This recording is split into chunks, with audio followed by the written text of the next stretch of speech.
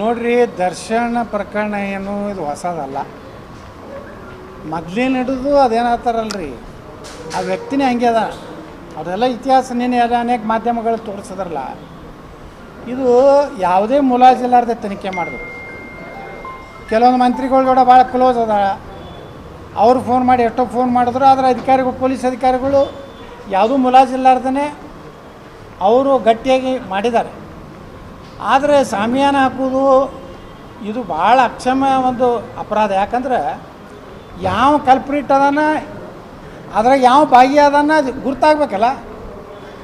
ಇವರು ಅವನು ಮುಚ್ಚಿ ಒಳಗೆ ಕುಂಡ್ರಿಸ್ಕೊಂಡು ಅವನ ಕಡೆಯಿಂದ ಸಾಕ್ಷಿ ತಗೋದು, ಅವನ ಕಡೆಯಿಂದ ಹೇಳಿಕೆ ತಗೋದು ಮತ್ತು ಅದನ್ನು ಮುಚ್ಚಿ ಹಾಕುವಂಥ ಪ್ರಯತ್ನ ಏನಾದರೂ ಸರ್ಕಾರ ಮಾಡಿದ್ರೆ ಇದು ಭಾಳ ದೊಡ್ಡ ಗಂಭೀರವಾದಂಥ ಇದು ಆಗ್ತದೆ.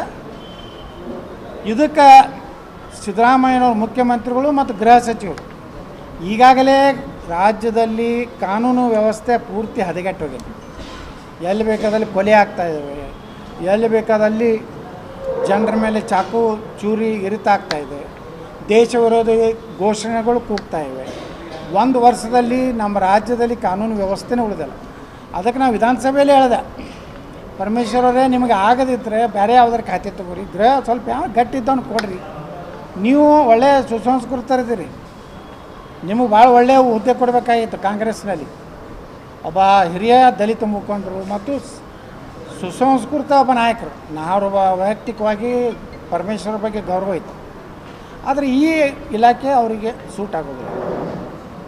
ಪಾಪ ಅವ್ರನ್ನ ಬಲಿಪಶು ಮಾಡಕತ್ತಾರೆ ಈ ಸಿದ್ದರಾಮಯ್ಯ ಮತ್ತು ಇವರು ಡಿ ಕೆ ಶಿವಕುಮಾರ್. ಒಬ್ಬ ದಲಿತ ಮುಖ್ಯಮಂತ್ರಿ ಆಗೋ ಅರ್ಹತೆ ಇದ್ದಂಥ ಒಬ್ಬ ವ್ಯಕ್ತಿನ ಇವತ್ತು ಉದ್ದೇಶಪೂರ್ವಕವಾಗಿ ಆ ದಲಿತರು ಒಬ್ಬ ಮುಖ್ಯಮಂತ್ರಿ ಆಗೋದು ತಪ್ಪಿಸಲಿಕ್ಕೆ ಈ ರೀತಿ ಅವರನ್ನು ಗೃಹ ಮಂತ್ರಿ ಮಾಡಿ ಅವರ ಏನು ಸೀನಿಯಾರಿಟಿ ಇದೆ ಅವರು ಒಂದು ಕಡೆ ಹೇಳಿದರು, ನಾನು ಯಾಕೆ ಮುಖ್ಯಮಂತ್ರಿ ಆಗಬಾರ್ದು ಅಂಥ ವ್ಯಕ್ತಿನ ಇವತ್ತು ಏನು ಮಾಡ್ತಾಯಿದ್ರೆ, ನಾತೀನಿ ಪರಮೇಶ್ವರವ್ರಿಗೆ ನಾನು ವೈಯಕ್ತಿಕ ಅವ್ರ ವಿನಂತಿ, ನೀವು ರಾಜೀನಾಮೆ ಕೊಟ್ಬಿಡಿ. ನೀವು ಇರಲಾರ್ದೇ ಸರ್ಕಾರ ಹೆಂಗೆ ನಡೆಸೋರು ನೋಡಿ. ನಿಮ್ಮ ದಲಿತರು ಇಂಥ ಒಬ್ಬ ಸೀನಿಯರ್ ತಗೋರಿ. ಡಿ ಕೆ ಶಿವಕುಮಾರ್ ಬಲ್ಲಿ ಯಾವ್ಯಾವ ಇಲಾಖೆ ರೀ? ಜಲಸಂಪನ್ಮೂಲ, ಬೆಂಗಳೂರು ನಗರಾಭಿವೃದ್ಧಿ, ಬೆಂಗಳೂರು ಇನ್ಚಾರ್ಜು ಎಲ್ಲ ಎಲ್ಲ ಡಿ ಕೆ ಶಿವಕುಮಾರು. ದಿನಾ ರಾಜ್ಯದಾಗ ಆಗುವ ಅಶಾಂತಿ ಕ್ಷೋಭೆಗೆ ಪಾಪ ಒಬ್ಬ ದಲಿತ ಸಚಿವ ಬಲಿ ಆಗ್ಲಕತ್ತಾರ. ಅದಕ್ಕೆ ನಾವು ಕೊಡ್ರಿ, ಅವರಿಗೆ ನೀರಾವರಿ ಕೊಡ್ರಿ, ಪರಮೇಶ್ವರರಿಗೆ ಬೆಳಗಾವಿ ಬೆಂಗಳೂರು ಇನ್ಚಾರ್ಜ್ ಕೊಡ್ರಿ. ಬೆಂಗಳೂರು ನಗರಾಭಿವೃದ್ಧಿ ಒಳಗೆ ಇವತ್ತು 1 ಸ್ಕ್ವೇರ್ ಫೀಟಿಗೆ 75 ರೂಪಾಯಿ ಲಂಚ್ ನಡೆದದ್ದು. ಸ್ಕ್ವೇರ್ ಫೀಟ್ ಮ್ಯಾಗ ಬಂದಾಯ್ತು. ಇವತ್ತು ನಮ್ಮ 40% BJP ಅಂತ ಹೇಳ್ತಿದ್ರು. ಒಂದು ಎನೆ ಆಗಬೇಕಾದ್ರೆ, ಒಂದು ಬಿಡಿಯೋದಾಗ ಇದು ಆಗಬೇಕಾದ್ರೆ 1 ಸ್ಕ್ವೇರ್ ಫೀಟಿಗೆ 75 ರೂಪಾಯಿ ಬೇಕು.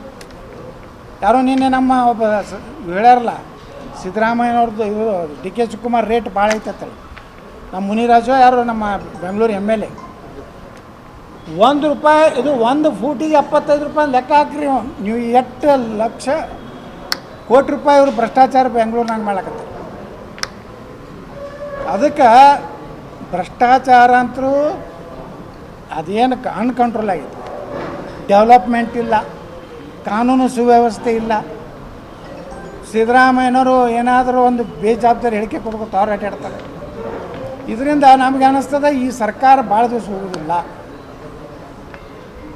ಅರಾಜಕತೆ ನಿರ್ಮಾಣ ಆಯ್ತು ಅಂದ್ರೆ ಸರ್ಕಾರ ತಾನೇ ಪತನ ಆಗ್ತದೆ.